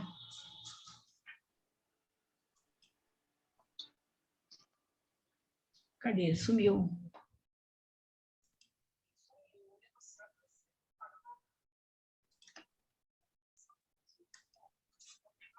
Vamos ver se vai sair agora. Saiu. Então, vamos lá. Vamos ver como é que Sankya explica a evolução do universo até a gente ver, ele saiu quase, até a gente ver o universo como a gente vê, materialmente falando, né? Então, ele diz, materialmente e inteligentemente, eficientemente, né, funcionando, porque tudo funciona, né? Os planetas estão aí girando, a Terra gira em torno do Sol, os outros planetas, ninguém se choca, tem uma ordem, né, ali. Então, tudo começa, como ele chama, de Purusha. Purusha é a mesma coisa que Atma, né? Porque Purusha e Atma é quando o nome de Brahman, do absoluto, quando ele está permeando, né, o universo. Atma, quando ele está permeando a gente, né? Né? Atma e Purusha é a mesma coisa. Purusha o Sankya usa Purusha, Yoga também usa Purusha, mas o Sankya usa Atma, né? Então, é a consciência universal, é o espírito universal que é aquele que mantém, que é a causa de tudo que existe, né? E o Sankya também, ele tem um princípio chamado Prakriti, que é a matéria, que tem 3 gunas, Sattva, Rajas e Tamas. Eu não sei se vocês já estão estudando aí, já estudaram com algum professor? Já estudaram esses gunas? Se vocês não estudaram, vão estudar. Tudo que existe, materialmente falando, tem esses 3... O que são esses 3 gunas? São qualidades da matéria. Sattva é o equilíbrio, né? O equilíbrio, a clareza de raciocínio, é a paz. Rajas é a paixão, é o movimento, é a ação. E tamas é o contrário, é a inércia, a preguiça, a dificuldade de raciocínio, né? Então, tudo que existe no universo tem esses 3 gunas. Tudo que você possa. O dia, às vezes o dia está calmo, está bonito, está agradável, esse está sátua. Tem dias que está agitado, é muito barulho, é muita buzina, é muito barulho, rádias. E tem dias que está assim, tudo custa acontecer, tudo muito parado, né? Abafado, tamas, né? Nós mesmos, nós temos dias que a gente está mais sátua, tranquilo, tudo bem. Tem dias que a gente está mais agitado, né? Predomina rádias. E tem dias que a gente está com preguiça, não tem vontade de fazer nada, quer ficar mais quieto, lendo um livro, fazendo qualquer coisa. Nem ler livro, porque aqui é tamásico, não quer nem ler. Tem preguiça até mental também. Então, nós sempre temos esses 3 gunas. Agora, um sempre predomina. Por exemplo, quando a gente vai dormir, a gente está tamásico, porque a gente precisa dormir. Então, a gente fica ali, a gente só quer deitar e dormir, né? Então, não, mas ali a gente tem momentos no dia que a gente é mais rajásico, que a gente tem que fazer muita coisa, né? Tem momentos que são mais sátvicos, né? São mais calmos, né? Então, o que a gente tem que fazer é, se você tem predominância de sattva, o sattva ajuda você na sua atividade, na sua agitação, até na sua inércia, né? Ele te tira um pouco da inércia também, né? Então, sattva, rajas e tamas são 3 gunas que são os 3 gunas que tem tudo. O alimento, tem alimentos que são sátvicos, tem alimentos que são rajásicos, tem alimentos que são tamásicos, bota você para baixo. A Ayurveda trabalha muito com isso, né? Então, tudo que da matéria, que a matéria, de uma maneira geral, ela tem 3 gunas. Tudo que faz parte dessa vida material nossa tem esses 3 gunas. Depois surge o intelecto universal, chama-se Mahat, né? Que em nós, o intelecto em nós chama-se Buddhi, Buddhi, o intelecto, né? Buddhi faz o intelecto, né? Aí surge também o Ahankara, né? O Ahankara é o ego, Ahankara é o ego, né? A noção de eu, meu, isso é meu, eu que fiz, né? Então, é Ahankara que faz toda a confusão da gente, faz a gente se identificar com o mundo, né? Muito bem. E aí, depois vem da matéria, né? Tem Guna, Sattva e Rajas, surge a mente, o prana também, né? Do Sattva surge mana, surge a mente, mana significa mente. E de Rajas surge o prana, né? O prana que faz toda a parte da fisiologia do corpo, faz as coisas funcionarem, né? O prana em nosso corpo é a vida em nosso corpo que faz a gente falar, andar, ter todas as atividades, se locomover, etc., né? E aí surgem os Jnana-indriyas do Guna Sattva, né? Surgem os Jnana-indriyas, são os órgãos de conhecimento, são os 5 sentidos. Surgem os 5 sentidos: audição, tato, visão, paladar e olfato, né? Então, esses são órgãos, capacidades de conhecimento, né? A gente pode conhecer uma coisa só de escutar, né? Você escuta uma música, essa música é daquele filme tal, não sei o quê, né? Então, você conhece sem estar você ligando ou ouvindo aquela música diretamente.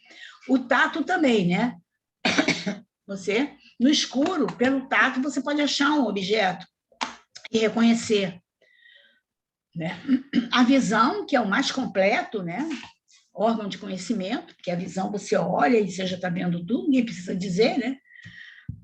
O paladar, você também pode conhecer as coisas pelo paladar.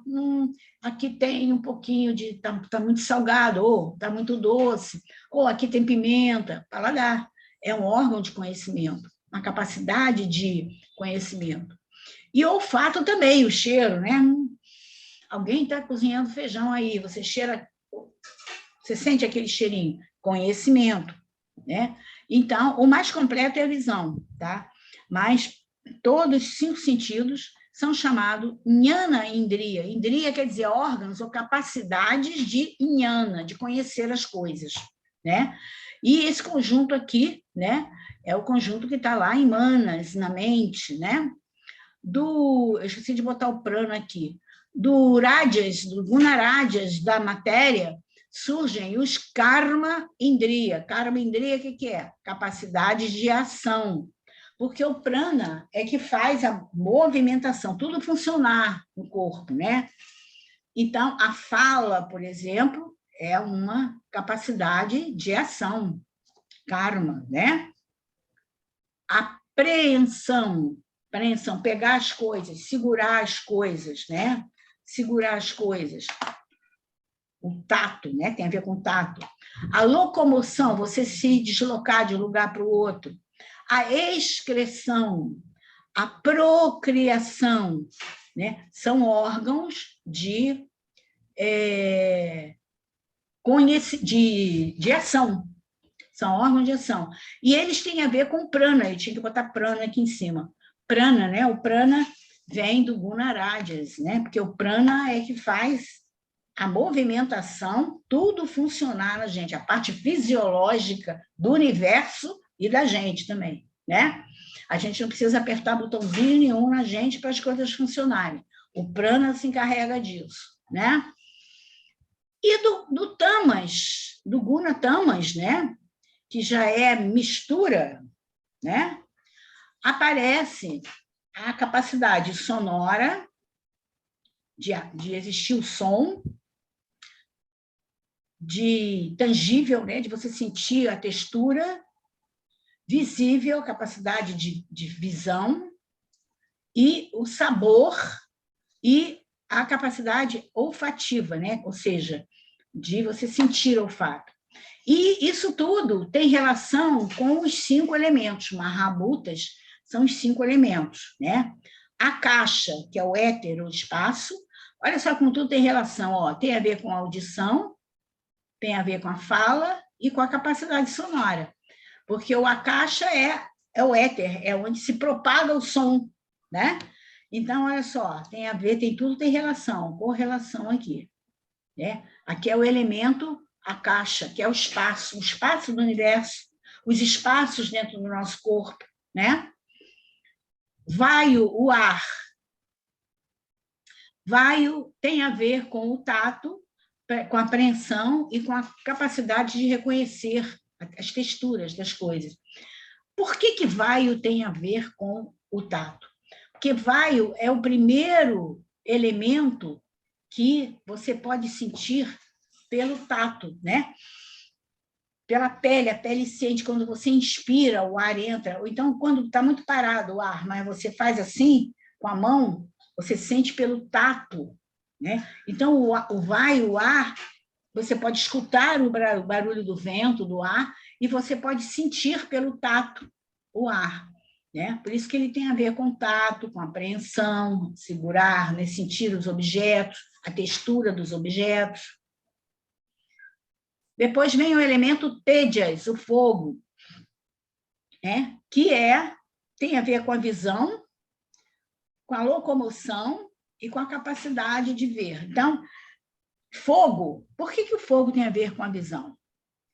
Porque ele é o primeiro elemento que você vê. Ó, o espaço, você não vê, é um grande espaço, não tem uma forma, não tem uma cor. O ar também não, você sente o ar pelo tato, mas você não sabe como é que é o ar não tem forma nenhuma. Mas o fogo tem, né? O fogo você olha, você vê o fogo, você vê a labareda, as cores, né? Às vezes é azul, às vezes é roxo, às vezes é vermelho, às vezes é laranja, né? Então você vê. Então ele tem a ver com a capacidade de visão. E ele também ilumina, ele vê, a gente vê por onde a gente anda, né? Então, a locomoção. Então, ele tem a ver com a visão e com a locomoção, com a capacidade visível, né, de ver as coisas. Aparra, a água. Aparra, a água, ela tem a ver com o sabor, com a excreção. Às vezes, aqui também, às vezes, depende, tem alguns autores que colocam procriação aqui, e excreção aqui embaixo, né? Então, é o paladar, a excreção. Por que o paladar? Porque a água, ela é líquida, né? Por que ela tem a ver com sabor? Porque é o primeiro elemento que você pode provar. Você não pode provar o fogo, né? Nem o ar, nem o espaço, mas você pode provar a água. A água você pode escutar, né? Tem a mesma qualidade. Escutar, você pode sentir pelo tato a água, você pode ver a água e você pode provar a água, né? Então, e tem a ver com o paladar, né? Porque o paladar é um local líquido, né? Então, é por ali que entra o alimento e é por ali, e ele sai lá por baixo, excreção, né? Então, ele sai, ele entra e sai, então ele tem a ver com o elemento água, né? E Prithvi, terra, né? Tem a ver com o olfato, né? O olfato. Por quê? A terra, você pode escutar a terra, né? Como o espaço, você pode sentir a terra pelo tato, você pode ver a terra, você pode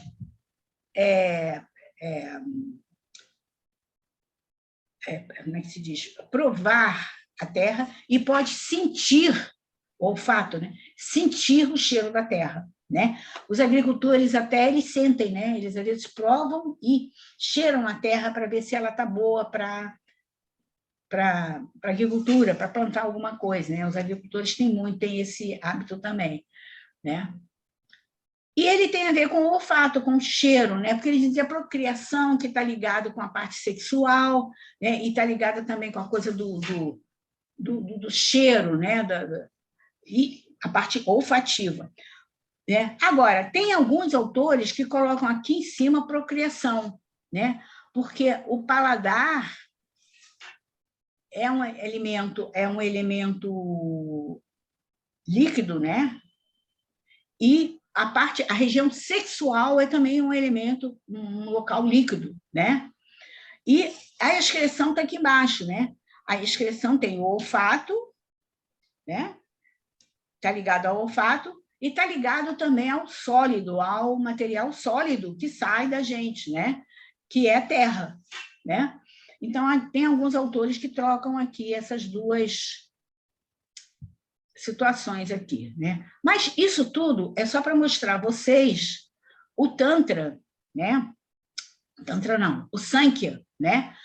Como o Sankhya vê o surgimento do universo. Agora, como é que vai surgir a parte material realmente? O universo, como é que é? A matéria do universo. Quando se mistura tudo isso aqui, ó, se mistura a caixa, os elementos todos se misturam de várias formas. Quando eles se misturam de várias formas, surge a matéria. O nosso corpo é feito dos 5 elementos: de espaço, ar, fogo, água e terra. Tudo misturado, tudo junto e misturado de várias formas. Assim como todos os outros seres do universo. E todo o universo é composto dos 5 elementos misturados de diversas formas. Dependendo da forma, né? Há mais água, dependendo da forma, há mais ar, né? Nós, por exemplo, o ser humano é uma mistura dos 5 elementos, né? Nós temos no nosso corpo os 5 elementos, né? Que a gente pode identificar logo, ou então, não, mas a gente já sabe que eles estão ali. A mistureba toda deles, né? E quando eles dizem, esses 5 elementos, chamados Mahabhutas, né? São os elementos, né? Cada um deles, né? Por exemplo, no nosso corpo e no universo, tem a metade, por exemplo, o éter, o espaço, a metade é espaço, mas a outra metade é feita de um pouquinho do ar, um pouquinho do fogo, um pouquinho da água, um pouquinho da terra. Cada um deles, na próxima aula, eu vou trazer um quadro explicando essa mistura que forma a parte material do universo, né? E a nossa também, né? Então, cada um desses elementos, ele é metade, por exemplo, a água, o ar, como a gente vê e sente, e a gente respira, a metade é ar. E nesse ar tem um pouquinho de fogo, um pouquinho de espaço, um pouquinho de água, um pouquinho de terra. E aí faz esse ar que a gente respira, né? A mesma coisa é o fogo. Esse fogo que a gente vê quando acende um fósforo é metade fogo e a outra metade são uma 8ª parte, né? Da minha metade é um pouquinho de ar, um pouquinho de espaço, um pouquinho de água, um pouquinho de terra. Então, tudo isso eu vou trazer na próxima aula, eu vou trazer, quando eu fizer a revisão, eu vou trazer um quadro mostrando bem a composição dessa mistureba toda que forma a matéria do universo e a matéria, consequentemente, do nosso corpo também, a matéria que forma o vegetal, a matéria do mineral, do animal, né? Dos próprios elementos, como a gente vê, né? A água do mar, a água do rio, a metade é a água, mas ela tem nela um pouquinho de cada um dos outros elementos. Então, essa misturada toda é que faz a matéria. Então, o Sankhya, gente, e o yoga, ele se baseia nessa explicação do Sankhya, tá? Eu tenho um livro que eu queria... deixa eu ver se eu acho ele aqui, o yoga. Eu estava com ele aqui, agora ele não está aqui. É o yoga. O yoga. Se eu não... Eu vou mandar foto do livro para vocês e na próxima aula eu explico mais sobre ele. Ele fala mais detalhadamente sobre Sankhya e sobre Yoga. E é um livro bem fácil de ler e para o momento atual de vocês é o ideal para vocês lerem. Ele não está mais editado, né? Já se tentar fazer a reedição dele, não tem. Pode ser que vocês encontrem na internet e pode ser que já esteja esgotado. Deixa eu escrever aqui o nome dele e eu vou mandar a foto dele, que ele não está aqui à mão agora. Deixa eu botar aqui, o Yoga. A autora chama-se Tahar, ela é francesa.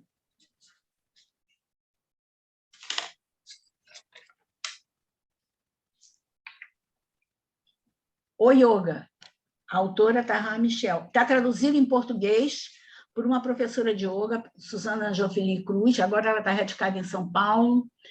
Ela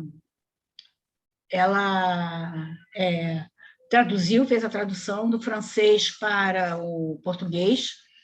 É um livro bem... Lá na biblioteca da BPY deve ter, tá? Quando vocês tiverem aula presencial, dá uma olhada lá na biblioteca, que lá deve ter, né? Pode pegar emprestado, né? Agora, é interessante vocês terem esse livro. Vocês vão gostar muito dele, tá? Todos os alunos que têm ele, porque ele é bem para esse momento de estudo, nesse momento em que vocês estão estudando. Porque fala do Sankhya e fala do Yoga também, né? Fala do Yoga Sutra, fala um pouco do Hatha Yoga também, né? Então, na próxima aula eu vou trazer ele também para ver, queria ter ele aqui, mas o nome dele é esse aqui, mas eu vou mandar a foto dele para vocês procurarem, né? Procura lá, vocês estão tendo aula presencial lá, alguma aula presencial na BPI? Se vocês tiverem, quando vocês tiverem, vocês vejam, tá? Ou então procurem na internet, tá? Então, vocês vão ter o Sankhya mais aprofundado, né? Mas de uma maneira muito fácil de ler, é uma leitura fácil, uma leitura agradável, né? E vocês poderão ter mais uma ideia. Vou ver se na próxima aula... Deixa eu ver se está aqui, espera aí um instantinho.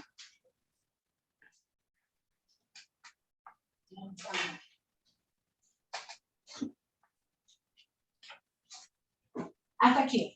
Aqui, achei. Achei. Esse aqui.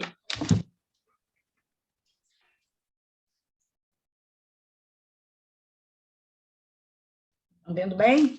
Mas eu vou mandar a foto dele, tá? Então, ele fala do Sankhya e fala do Yoga, porque o Sankhya e o Yoga trabalham juntos nesse sentido, né? Do Yoga usar muito a terminologia do Sankhya.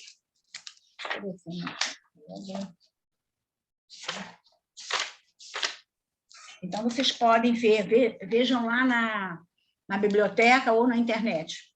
Às vezes, um sebo na internet vocês acham.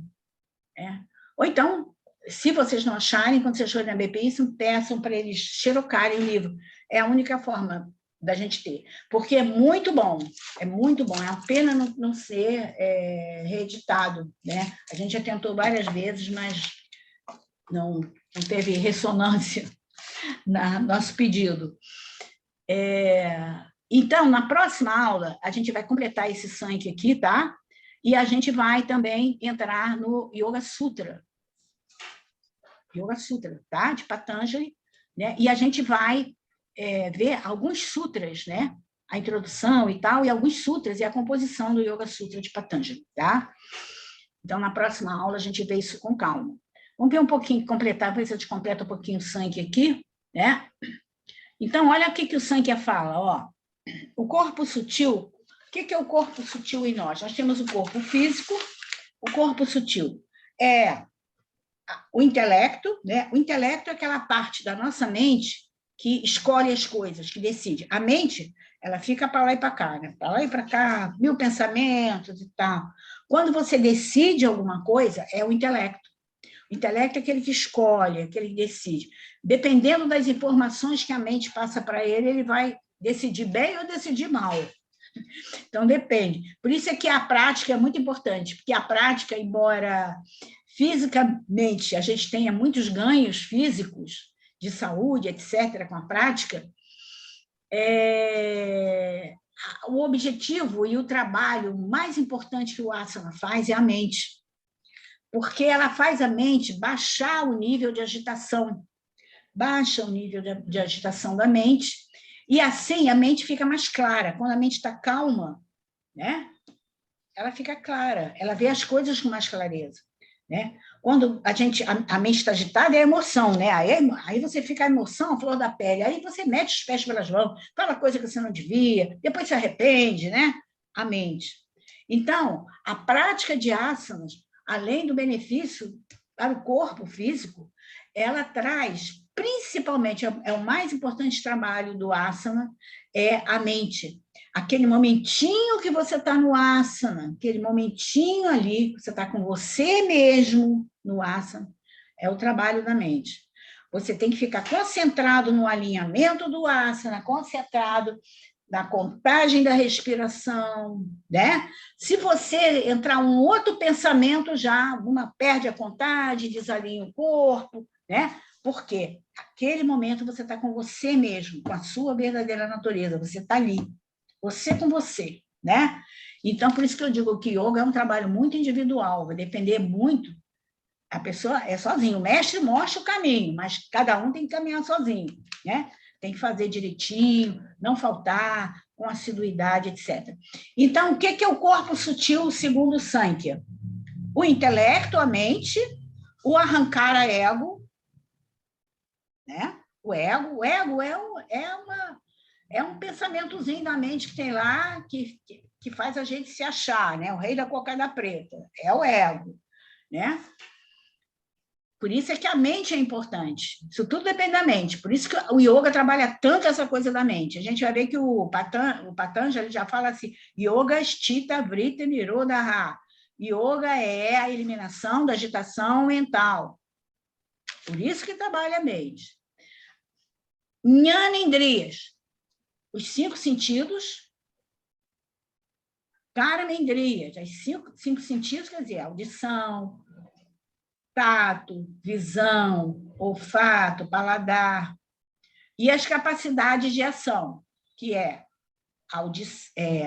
a fala, a apreensão, a locomoção, a excreção e a procriação, né? E com o prana também, com o prana, né? Então, o corpo sutil é isso aí, né?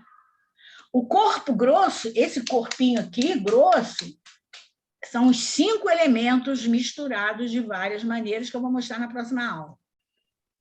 E são 5 elementos misturados de várias formas, que dá essa matéria do corpo. Isso aqui nada mais é do que... E isso aqui tudo é inerte. Por que o corpo funciona? Por causa do prana. E o que é a morte? O prana sai do corpo. Lá na Índia eles falam, não falam que ele morreu, o prana dele saiu. O prana saiu. Saiu, aí acabou. O corpo fica inerte, fica sem vida, né? Então, é isso, gente. O Sankhya também, ele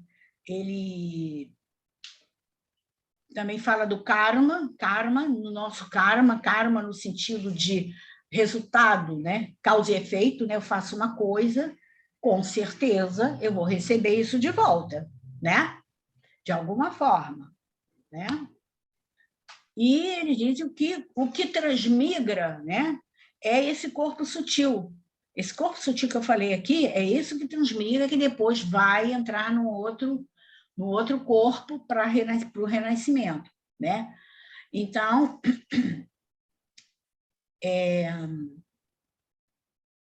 e quem se desintegra são os Mahabhutas, é o corpo físico, é o corpo grosso, de Stula Sharira, o corpo físico. É esse que se desintegra, né? E o objetivo do Sankhya é a gente se reconhecer como Purusha, que é a última, que é o Atma, que é Brahman, que é o absoluto, né? Que permeia toda a criação, que sustenta toda a criação, né? E o objetivo é exatamente a liberação dessa ignorância, da gente não entender isso, né? Por isso é que a gente tem que escutar, né? Então é isso. Na próxima aula, eu vou trazer o quadrinho aqui para mostrar essa mistureba aqui dos elementos, né? Vamos fechar o Sankhya, e vamos entrar no Yoga Sutra, do Patanjali, né? Que vai falar exatamente do texto básico do yoga, né? Yoga Sutra, embora o yoga já tivesse existido antes do Yoga Sutra, né? O Patanjali recolheu tudo que tinha, que ele viu, achou de yoga, e botou nesse Yoga Sutra, organizou lá, e é um texto básico, né? Que todo praticante de yoga deve escutar de um mestre, né? E como eu falo sempre, o yoga é iniciático. Você tem que escutar, você tem que ter livro, tudo bem, o livro é importante, não há dúvida, mas você tem que escutar de um professor. A prática você tem que fazer com um professor. Depois você pode fazer em casa, mas você tem que fazer com um professor. Você tem que escutar de um professor. Ele vai dar dicas que às vezes não está no livro, porque ele tem a experiência. Ele entende a sua dificuldade no asana, por que você não pode fazer o asana completo, etc. Então, pela experiência dele, então muita coisa que o professor fala não está em livro, está na experiência dele, né? Na vivência dele, na prática dele, na observação da prática de outros alunos, né? Na sua vida enquanto professor. Então, aquela energia da palavra do professor vai lá para o aluno ajudar. Por isso que o livro é muito importante, mas a palavra do mestre sobre aquele assunto é importante, porque quando a gente for ver o livro, ou se a gente já leu, a gente vai ver se a gente entendeu realmente ou se, de repente, não era bem aquilo que eu tinha entendido, né? Porque, às vezes, você lê uma coisa e você entende, vai depender da qualidade da sua mente. Às vezes, entende tudo e, às vezes, algumas coisas, o professor fala, gente, eu pensava que era aquilo, eu entendi assim, assim, assim. Por isso que é importante, tá bom? Então, Professora? Oi, fala, pode falar. Posso fazer uma pergunta? Pode. A senhora falou que tá no fim da aula, para não correr o risco de esquecer. A gente recebeu a informação de que a próxima aula, dia 2, é a senhora que vai dar o dia inteiro, correto? Isso. Eu troquei com a professora... Não seria o contrário? Deixa eu ver aqui, peraí.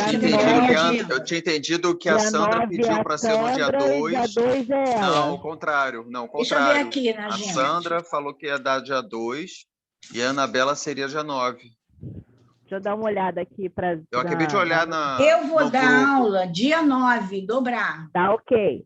Tá? Então, essa sua no dia 2 9... é a Sandra, que eu troquei com ela, tá. Ela vai ter uma... Essa sua aula dia 9, somando manhã e tarde, vão ser as 2 últimas aulas de introdução ao estudo, porque depois é a introdução ao sânscrito. Correto? Isso. E aí a senhora tinha falado que daria uma avaliação como se fosse uma revisão. Vai ser nessa mesma oportunidade? Sim, eu vou dar na próxima aula, talvez eu já dei para vocês. Porque eu dou a minha revisão em cima do Yoga Sutra de Patanjali, que é o que interessa mais a vocês, do texto básico de yoga. A senhora pode explicar para a gente o que seria essa revisão? Como é que é esse método? Não, eu faço várias perguntas em que vocês vão ter que rever ou a apostila ou o livro, ler no livro da... Então, a senhora oferece as perguntas na hora e nós vamos... Sim, eu mando por escrito as perguntas, eu mando por escrito, isso, eu mando por escrito para vocês terem uma orientação, como é que vocês vão responder, o que eu quero saber de vocês, porque essa matéria é uma matéria que é muito difícil da gente avaliar. Isso aqui depende muito de vocês escutarem, né? Então, eu faço baseado numa revisão, por quê? Vocês vão lá, vão ler a apostila, se tiverem livros de yoga, vão dar uma lida lá, segundo as perguntas que eu vou colocar. Então, entendeu? Só para a gente anotar, para não se embolar depois. Dia 9, a gente se encontra de novo com a senhora, de manhã e de tarde, vai ser online... E vai ser o mesmo dia em que nós vamos fazer essa revisão, que vai ser um... Não, eu vou mandar para vocês por e-mail, para vocês depois eu vou dar um tempo, como a gente ainda vai ter sânscrito, eu vou dar tipo um mês assim, para vocês fazerem e me mandarem por e-mail essa revisão por escrito. Tá, não precisa mandar no mesmo dia. Ótimo, não, muito obrigada. Não. Eu vou dar um tempo para vocês olharem Porque é a revisão. Inclusive, vocês verem o que dúvida, o que vocês não entenderam daquilo ali, até para me retornar, tá? Tá, ok. Mas eu vou dar Muito um tempo. obrigada, Eu professora. faço essa revisão, eu faço essa avaliação que é escrita. Tem a de sânscrito, que são os nomes das posturas, que também é escrita, também eu dou um tempo para vocês fazerem. E a última vai ser oral, aí vai ser num dia, aí a gente faz umas perguntas. E aí a senhora dá a data quando encaminhar, ok. Sim, obrigada, com certeza, mas eu aviso com antecedência, tá bom? Muito obrigada. Nada. Então, deixa eu tirar aqui o compartilhamento. Eu queria saber quem é que faltou. Eu tenho que anotar aqui que a NPTs me cobra. Deixa eu ver se chegou aqui. A Cecília está aí? Professora, a Cecília, ela não pôde participar da aula, que ela foi para um evento que ela já tinha já combinado, marcado, né? Já havia algum tempo, e esse evento ele não poderia deixar de participar. Daniela, tá. Eu estou gravando essa aula, tá? Eu vou botar na... Daniela, está aí? Daniela Lima? Deixa eu ver quem mais. Patrícia, está aí? Não. É só isso, né? Tá. Porque eu tenho que dar a presença lá para a BPI. Tá, gente? Então, eu vou cantar o mantra final para a gente encerrar a nossa aula. Muito obrigada a vocês. Eu sempre agradeço muito, porque a gente aprende muito com as perguntas de vocês, com a matéria que a gente vai revendo, vai revisando, né? Então, a gente vai aprendendo também. O professor aprende muito quando dá aula, né? Então, vamos lá. Om Purnamada Purnamidam Purnat Purnamudachyate Purnasya Purnamadaya Purnameva Vashishyate. Om Shanti Shanti Shanti. Hari Om Shri Gurubhyo Namaha. Hari Om. Namastê. Um beijo a todos. Muito obrigada. Tá? Esse Namastê, mantra final obrigado, fala professor. exatamente desse absoluto que nos faz existir, que nos faz ter inteligência e atuar no mundo e na vida. Tá? Então, tchau, muito obrigada. E até a próxima. Dia 9. Bom final de semana. Tchau. Até dia 9. Dia 9 vai ser manhã e tarde. Beijo, gente. Tchau. Tchau.